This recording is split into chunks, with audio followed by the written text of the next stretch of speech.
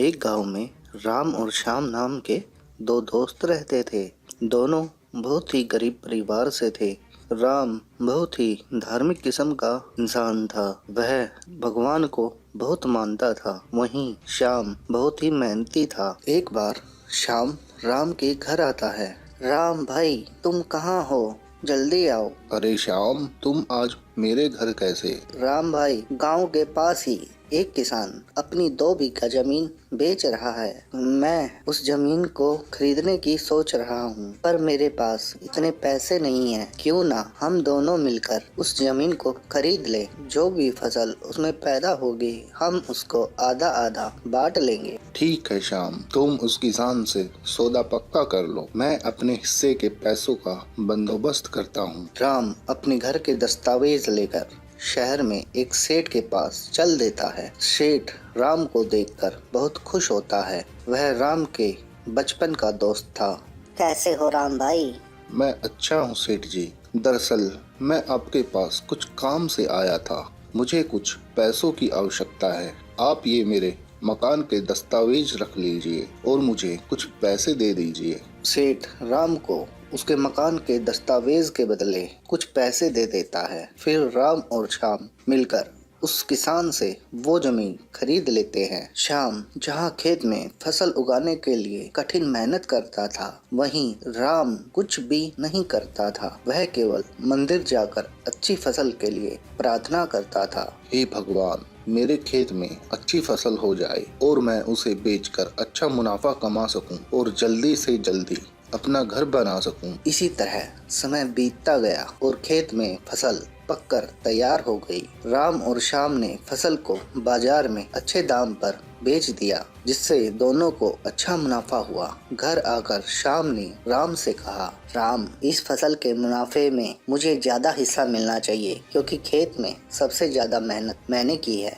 राम श्याम की यह बात सुनकर श्याम से बोलता है, लेकिन श्याम, तुमसे ज्यादा हिस्सा तो मुझे मिलना चाहिए, क्योंकि मैंने भगवान से अच्छी फसल के लिए प्रार्थना की थी, तभी तो हमें इतनी अच्छी फसल मिली है। भगवान के बिना कुछ भी संभव नहीं। जब वे दोनों इस बात को आपस में नहीं सुलझा पाए, तो धन के बंटवारे के लिए मुखिया के पास चल देते हैं।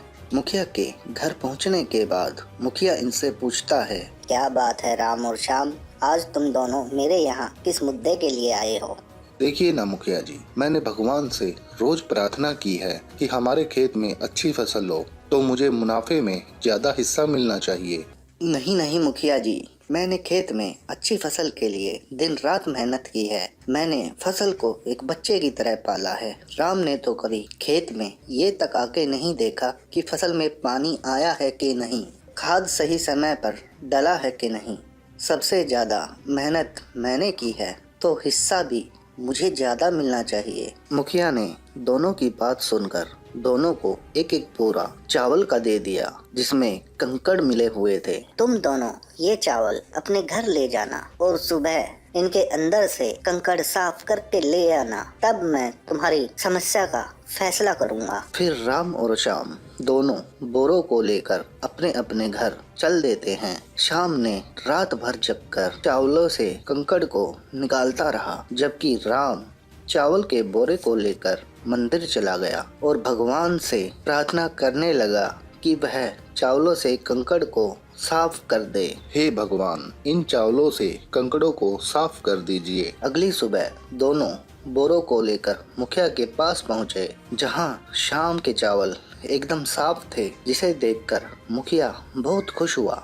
अरे वाह श्याम, तुमने तो चावल एकदम साफ कर दिए। वहीं राम जैसे बोरे को लेकर गया था, वैसा ही वापस लाकर रख दिया। राम, चलो अपना बोरा खोल कर दिखाओ कि तुमने कितने चावल साफ किए हैं। मुखिया जी, मुझे अपने भगवान पर पूरा भरोसा है, उसने मेरे चावल एकदम साफ कर दिए होंगे। राम खुश होकर बोरे को खोलता है, पर उसके चावल वैसे ही मिलते हैं, एकदम कंकड़ों से भरे हुए, जिसे देखकर मुखिया बहुत ही निराश होता है। भगवान भी उन्हीं की मदद करते हैं जो स्वयं मेहनत से अपना काम करते हैं। मुखिया धन का ज्यादा हिस्सा शाम को दे देता है। राम यह देखकर बहुत दुखी होता है। कि वह भगवान के भरोसे बैठा रहा। फिर राम भी शाम की तरह खेत में खूब मेहनत करने लगा। धीरे धीरे समय बीतता गया। इस बार भी फसल बहुत अच्छी हुई। दोनों ने फसल के मुनाफे के पैसे से एक खेत और खरीद लिया और दिन रात खूब लगन से मेहनत करने लगे। कुछ ही सालों में दोनों ने अपने अच्छे अच्छे घर भी बना लिए और गांव के सबसे अमीर आदमी बन गए। मोरल, इस कहानी से हमें यह सीख मिलती है कि हमें भगवान के भरोसे नहीं रहना चाहिए। हमें हमेशा अपनी मेहनत से अपना कार्य करना चाहिए, क्योंकि भगवान भी उन्हीं की मदद करते हैं जो मेहनत से अपना काम करते हैं।